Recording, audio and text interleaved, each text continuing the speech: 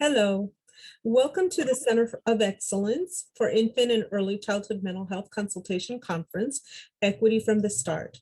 My name is Wendy Jones-Whitty, and I will serve as your session moderator. I'm joined by Amber Miller, who will serve as our technical host.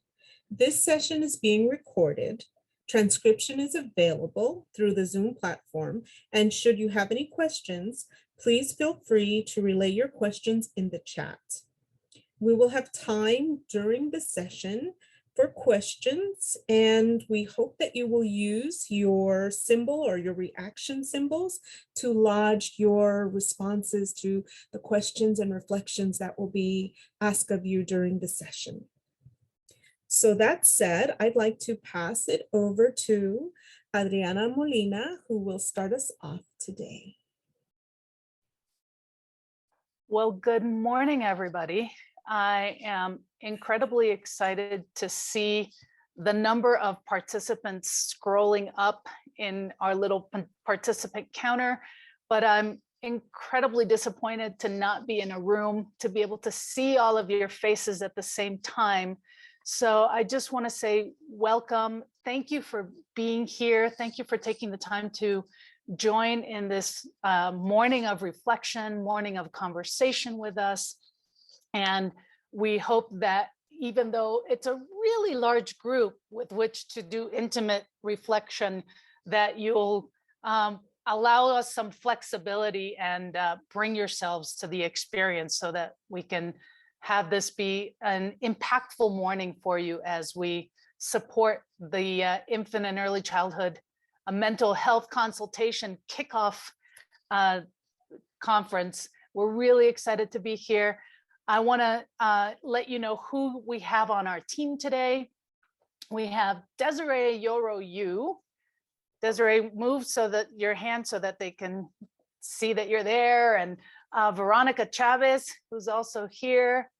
And then we also have, as part of our support team, we have Daphne Quick Abdullah, who's going to be supporting us with managing the chat and responding to questions that may come up, as well as Carolyn Konecko. And then not able to join us, but part of the team is Sarah Rodas, and then myself, Adriana Molina. And we are a group of people who came together as part of Project ABC, which was a SAMHSA funded, just like this effort, Early Childhood System of Care Initiative. And even though we all are coming from different agencies and different entities, this is a conversation that has continued to be incredibly important for us, and we continue to look for opportunities to bring this conversation to different audiences. But one of the things we'd like to know is who our audience is, not just how many, but who's in the room. I see some people are letting us know where they're from, but if you wouldn't mind writing in the chat really quickly a little bit about what your discipline is.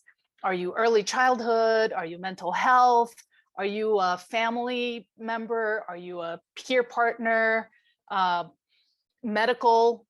Oh, look, instead of you having to make it up, we have this magical poll. So if you could take a moment to use the poll, that's even better. Thank you, Miss Amber, who has found the poll. We'll give a couple minutes to see who's in the room. We have a lot of consultants, some administrative folks, supervisors, directors, systems leaders, teachers. We have a lot of teachers. We have government employees, federal, state, and local, and even some researchers and evaluators. We can always use some folks who are able to tell us what's working and what's not working in the work that we do together.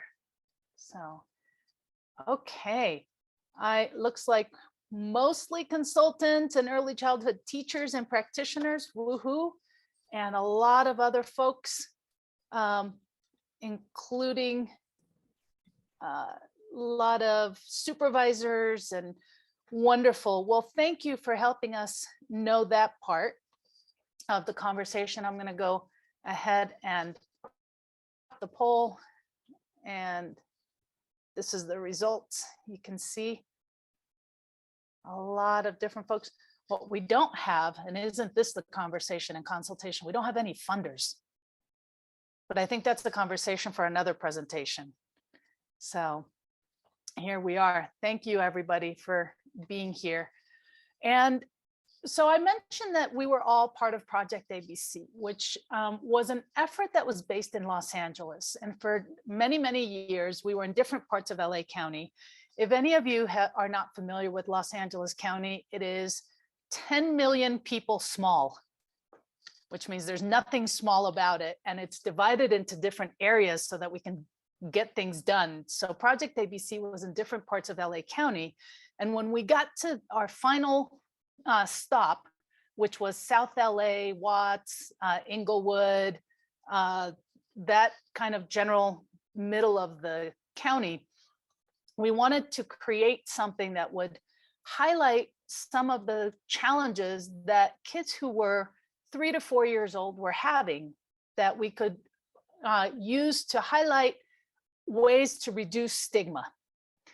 And it was our parent partners, our community members and our parent partners who raised this as one of the conversations and said, can you please do something to talk about implicit bias and how that's impacting the preschool to prison pipeline? And that's how we got to this product. It was a passion project. It was a commitment project. It was a visionary project. And it continues to be so for those of us who are no longer employed by PABC, but still committed to maintaining this conversation. So typically we like to have this conversation in an hour and a half, maybe 2 hours, with groups no larger than maybe 20 people, so that we can really delve in and have opportunities to think, to pause, and to acknowledge not just our own experiences, but how our experiences impact the kids that we work with and the kids that we advocate for. Since we only have about 45 minutes with you today, what we're going to ask is for you to work with us. Realize that this is a little snippet. This could be an introduction. This is a sample of the conversation, not the conversation in its entirety. And so please bring yourself to it. Offer yourself opportunities to make it a valuable experience for yourself. And let's work together to make sure that you have something different because you were here and because you spent the time being here. So can I count on you all to be active participants, even in a world of 200 plus people, 400 plus people, however many people we might be, so that you create value with us? Okay, I'm taking that as a yes. So I just want to take a quick look at the objectives, just so that you know that there is a path that we're going to get towards. We want you to list ways that our lifelong biases can have implications on children. Well, that's why we want you to think about, what is it that you bring to the relationship with the kids? What are some of your own biases? Even if you identify one thing today in the time that we have together, we're trusting that it will make your practice different, and it'll make your relationships with the kids and families better. And then towards the end, we're also planning on talking about what are some of the strategies that we can implement to interrupt our own biases, or to acknowledge our biases, so then we can choose something different. And that's the crux of the conversation, is the more that we have awareness, the more we are able to choose willingly what we do next, because ultimately that's what's going to matter. Not whatever happened in the past, but what we're bringing to the kids going forward. So with that, I'm going to pass it over to Veronica, who's going to give you a little bit of an introduction to the process as we're going to go forth. Veronica. Thank you, Adriana. Good morning, everyone. So happy to be here with you all. So again, this slide here again is just for considerations for our discussion moving forward before I go into playing the video for all of us that Adriana was mentioning. And so in terms of how children are impacted by so many things in their environment, obviously nature, nurture we can consider as well, but I want you to all keep in mind the experiences of historical racism and the fact that even before they're able to have words and express their thoughts and their feelings, that they already come into this world sometimes sharing an experience with their ancestors, for instance. In terms of learning, what they see around them, what they hear around them, and also the fact that they rely so much on us as adults, as caregivers, as parents, as aunties, aunts, uncles, etc., for us to help sort of make meaning out of the experiences that they're having that they may not understand.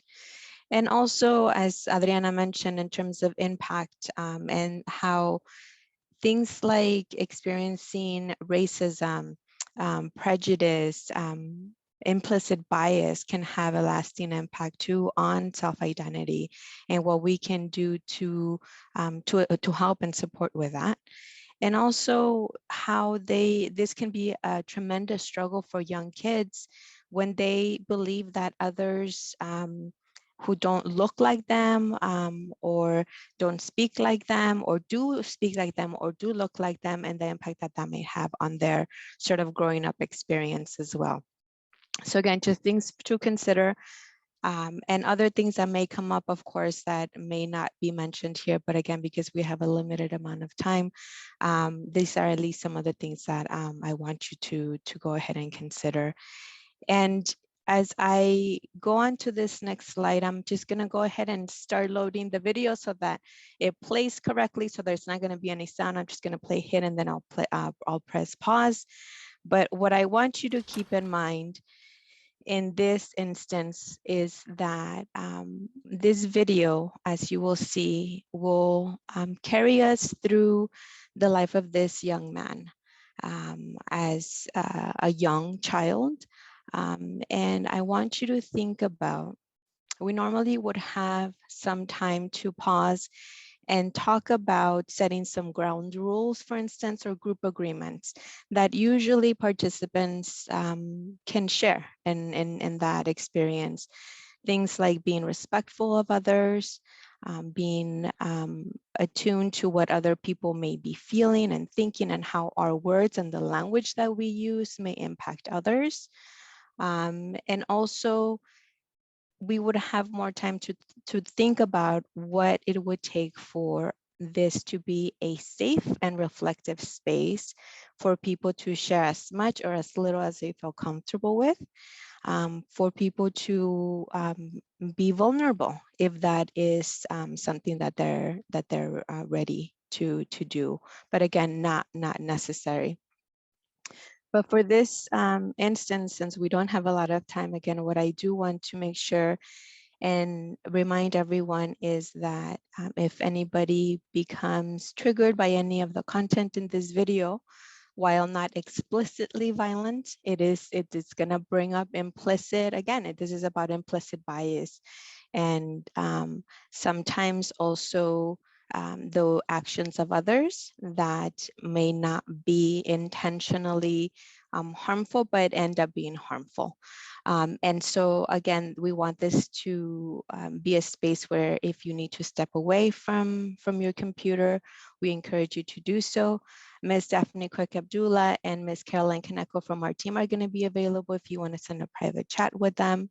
It's again important to be able to nurture yourselves as we continue with this very important but at times heavy conversation today. So I'm going to go ahead and play the video now. And if there are any technical difficulties in terms of no audio, please let us know in the chat.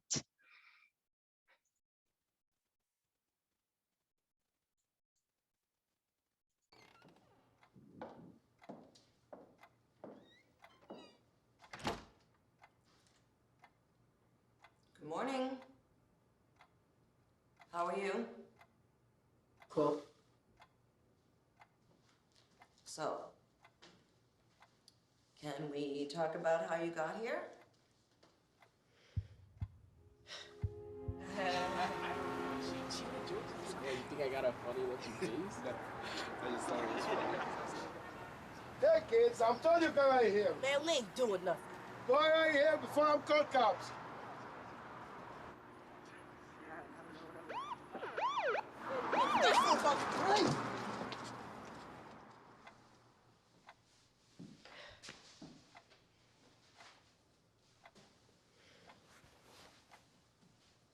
So, you didn't do anything?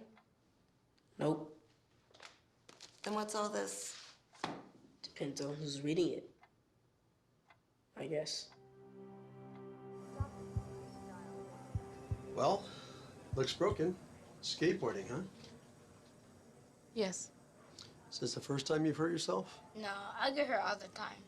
At home? At home?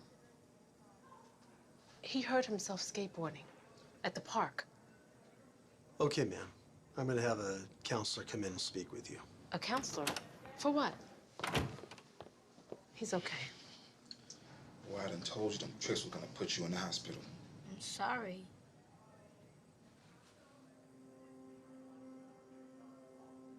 I'm sorry, too. A nurse will be in a few minutes to help you check out. What's up? That doctor thought I did this to him.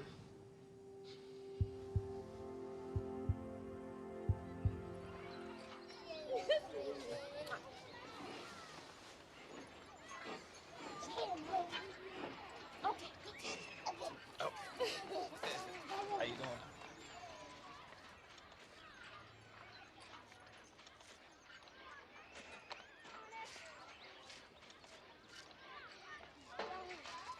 Hi.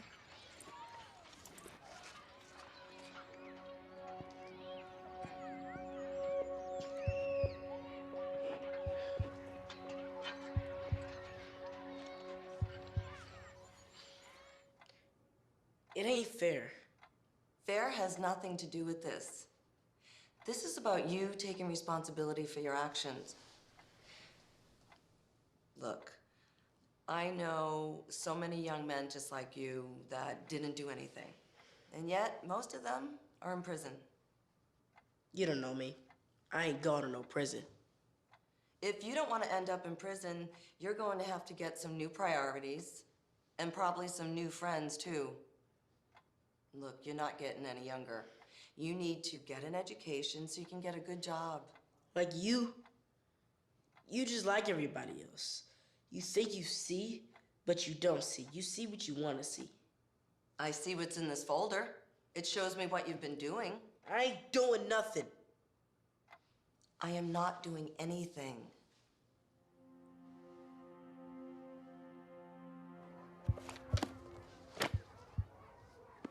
Stop! I ain't doing nothing. I'm not doing anything. And yes, you were. Get to the timeout chair. Now, please.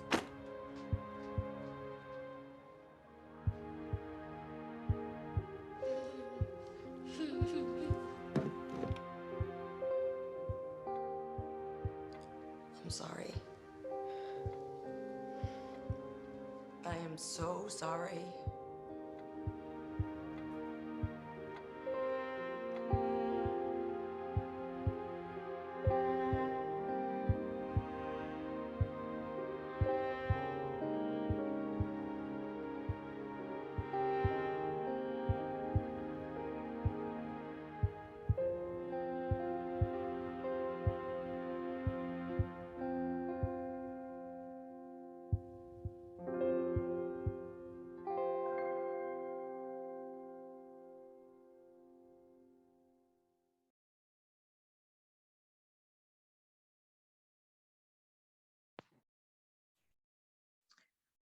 I'd just like to take a few seconds to kind of regroup after having watched the video.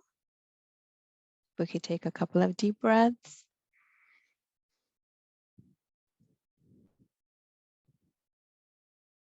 And then I'm going to turn it over to my colleague, Desiree, to continue with the conversation.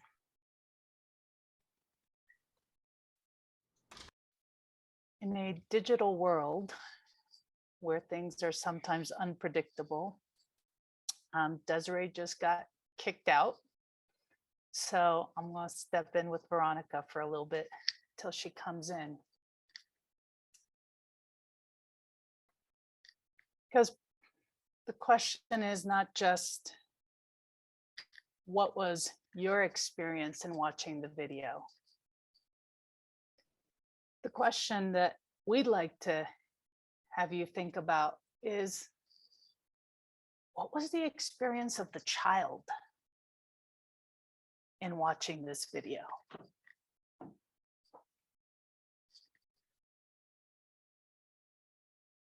If we had Desiree, she had prepared, lovingly prepared a Mentimeter so that we could get some feedback on the screen, but I didn't have time to pull it up. And I'll work on pulling it up, but if people want to start writing their responses into the chat, then we can continue. Absolutely. Wonderful. And feel free to take yourself off mute and share as well, because sometimes it doesn't feel the same when we read responses than when we actually hear people's response.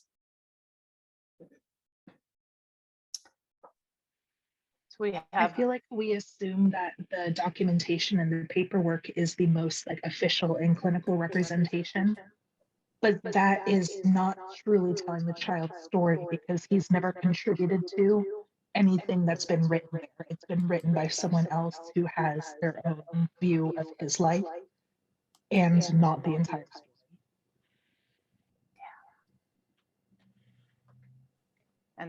And yet sometimes that's the only information we have. And in a time when we should be able to listen to our children's words, we raise them to learn to use their words, but then as they get older, we work towards making them stop and refrain from using their words as well. So this was a time when he could have done just that and wasn't given that opportunity to. On Friday, the 25th, I will be 74 years old. And I've been triggered since when? I have to operate around being triggered. If I get too triggered, you don't hear me. In fact, you claim that you are frightened because of what I project.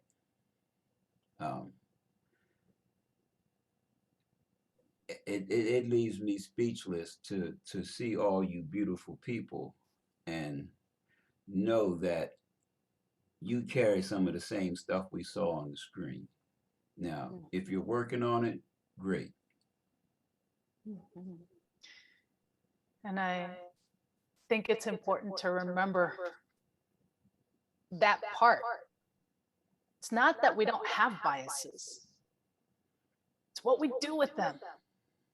It's whether we are driven by our biases or whether we use those to create a new path, to create a new awareness, to create a different reality for the young people who we're working with, right? It's one thing to acknowledge all of the things that we didn't know about before, and we could say, well, we didn't know about implicit bias, and we didn't know this, and we didn't know that, but now we know better. So we are called to do better so that when we're working with somebody who's 2 or 3 or 4 years old, maybe 5 years old right now, when they get to be 3 weeks away or 2 weeks away, or 4 days away from 74, they will have a different story to tell about what their life was like and their relationships were like. And that's part of why the question is, we also want to have people think about, how has your experience impacted your own bias?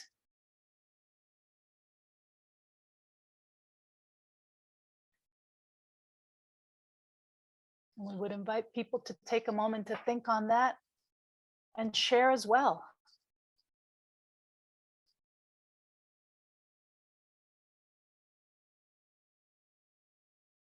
Miss Margot, I see that you have a hand raised. Yeah, thank you. I wanted to mention the denial of the like cultural linguistic patterns like that start so early in kindergarten, where he says, I ain't do nothing.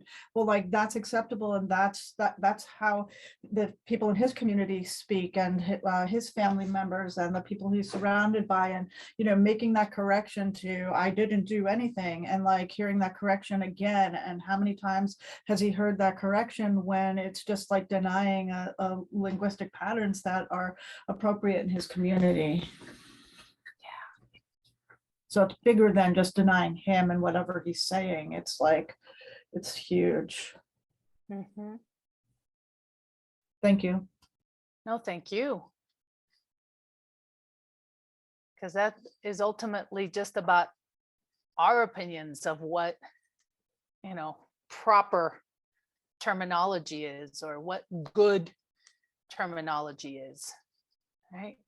We have Karen saying it is a child speaking in his home language and acknowledging from several people that this is something that we are talking about as part of our historical legacy, but it's also the reminder from Ana Gonzalez that racism is all over the world. It's not just local, it's not just regional.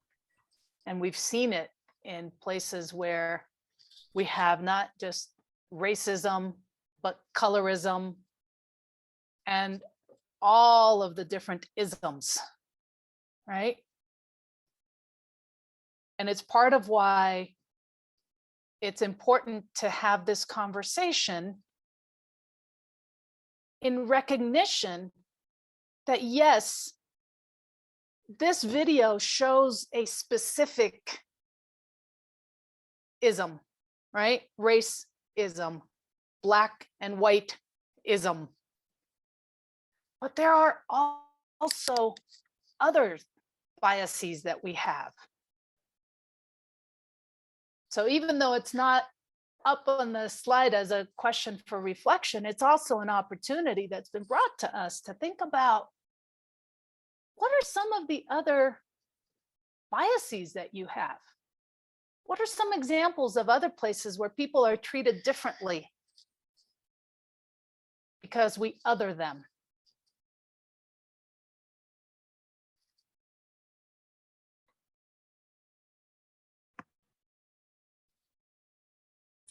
One that I'm working with right now has a lot to do with gender, about a child in their gender identity, and how teachers are needing to feel like they need to siphon this child into a certain category in order for their comfort versus the child's comfort, is something that I'm working with right now. Mm-hmm.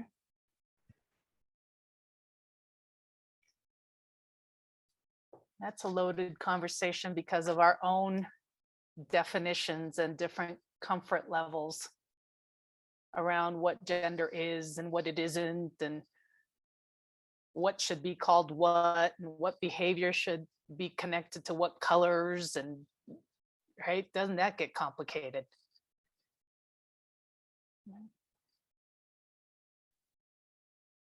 Sorry that I got booted out, but I'm back.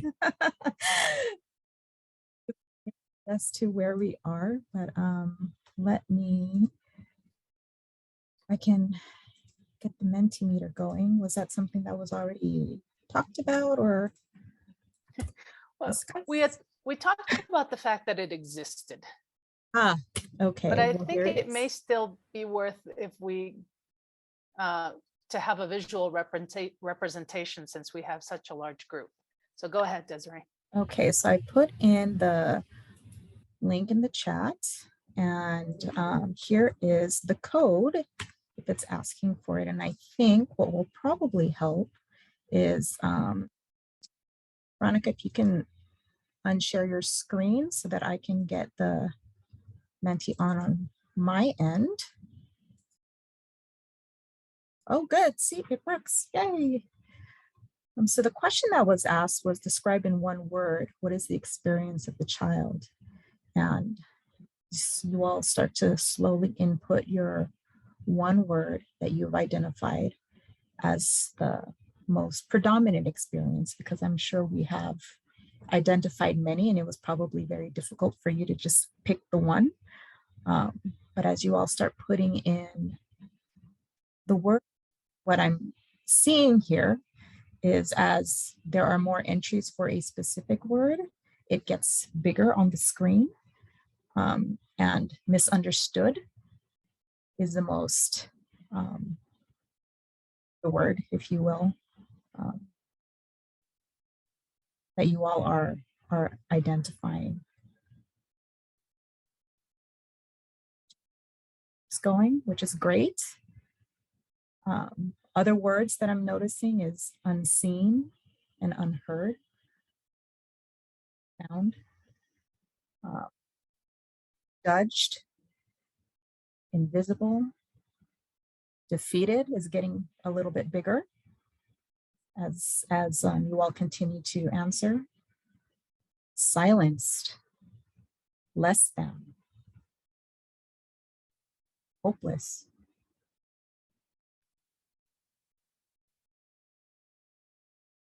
Unimportant.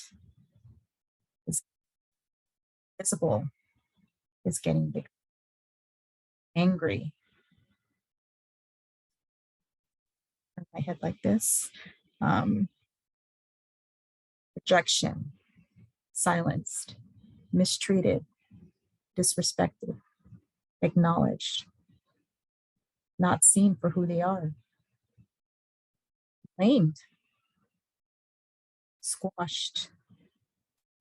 Sad. Hurt. It's a word that as well as we're continuing to input our answers. Disrespected. Undervalued. Resentment.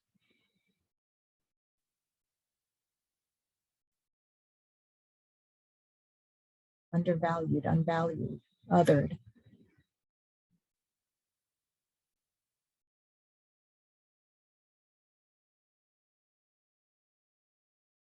Validated. Harmed. And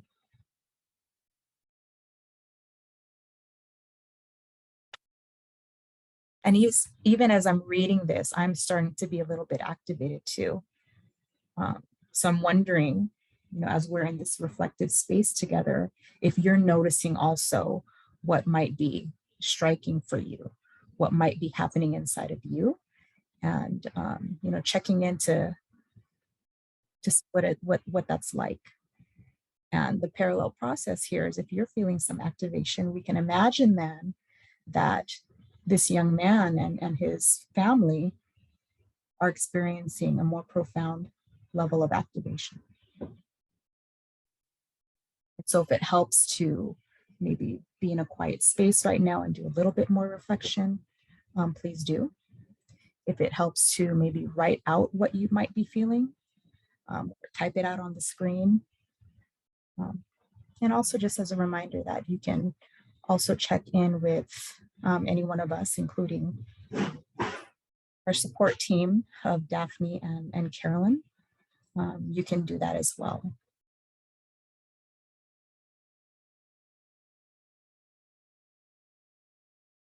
So it's important, at least for me, as I'm feeling really activated, and I suspect for all of you, that we just sort of take another restorative breath, a couple of deep breaths, just to for ourselves again, get grounded. Again, I know for all of you this morning's grounding activity was certainly helpful, and maybe if we can find an opportunity to go back into this space. and really think about how our implicit biases and how implicit biases are in fact very impactful to young children for the long term, our Black and Brown children in particular. So I'm being mindful of time, and so I want to also move into our next reflective question, if that's okay, ladies, Adriana and Brooke. So, being reflective also means we're constantly thinking about what to do next. And today in our time together is also what you do next matters. And so we want to hopefully spark some inspiration and motivation for you to start these conversations. And so as you think about what to do next, what sort of strategies come to mind for you? You think you can do to help continue these conversations? So if you go back to your mentee, this question should be available. So again, if you can describe in one word, how can you keep this conversation going? Right now, the conversation is sort of with yourself, but what can you do to keep this conversation going? Listen.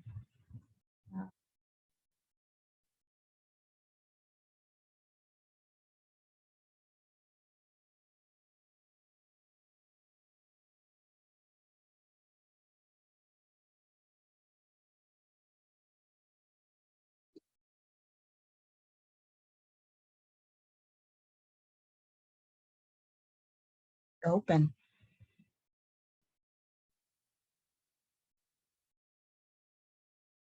Quick, coming in quick. Advocate. Ooh, lean in. See that.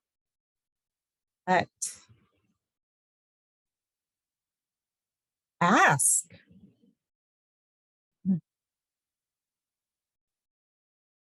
Oh. Curiosity, curious. Bring it up. Yes, self-reflection, openness. Check yourself and slow down. Very hard to do, but very important. Passionate. Call in. Sure. Guys.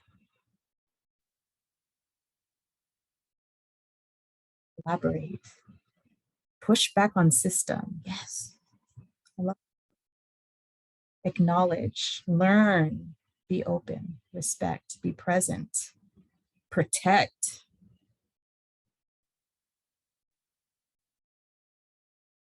Join, build trust, seek, feel,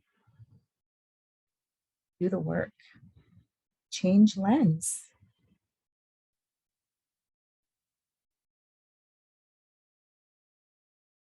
So maybe as you look and see what the contributions are of your colleagues here in the room, pick a few of these and see which ones seem to work for you, which ones might work for the agencies that you work with and the systems that you work in, and find one that really speaks to you so that you can start having these conversations, because we know based on this video and also from what we witness out in the field that the impact is significant. Thank you for all of you for participating. It's very powerful to see these words come up, and it gives us hope for sure that these conversations can in fact continue. Back in the space with everyone. Yeah. If you're feeling like you need someone to talk to, please certainly reach out.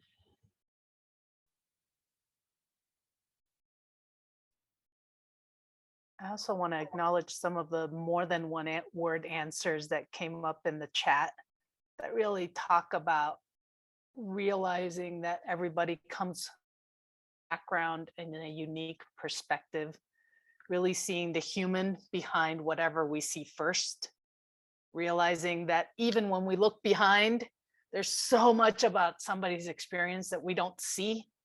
And so that reminder of making sure that we ask. We've seen acknowledgements of so many of the other isms and differences that we set aside, and that we see how some of these perspectives will have a lifelong impact. We have here from Joanna, the experience can impact the development in that this child may continue to figure out their survival instincts for today's society that can lead into bigger emotional withdrawals that can become problematic. So we're talking about the experience from the outside world in, but also the experience of his inner world and how he relates and develops relationships.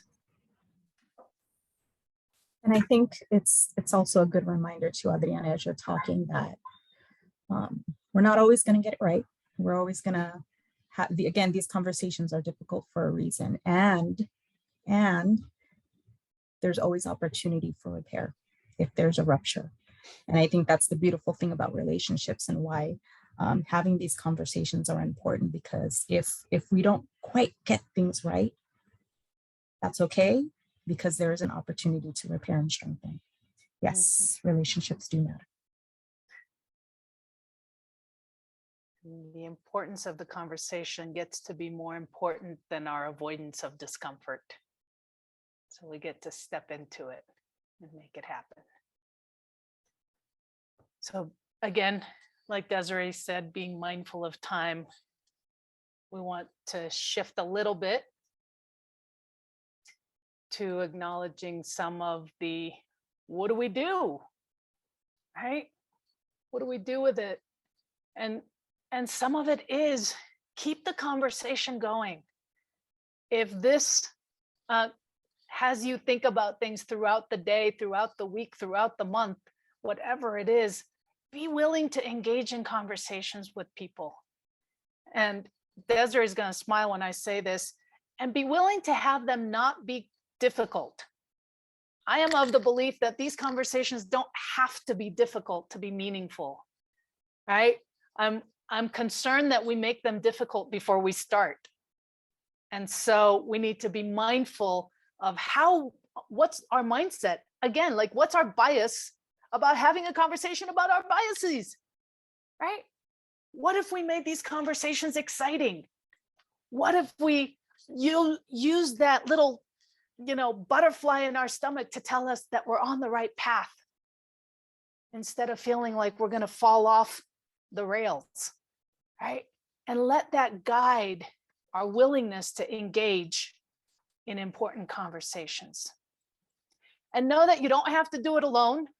Look at how many people are here just for this conversation. I mean, we've got 6 people from our team, 5 people from our team just today helping to support this conversation. And there's other resources that you can access, because this is an ongoing conversation. And the important part is to make sure that you access some of the resources that can help you have the conversation, and that you make it applicable to young children.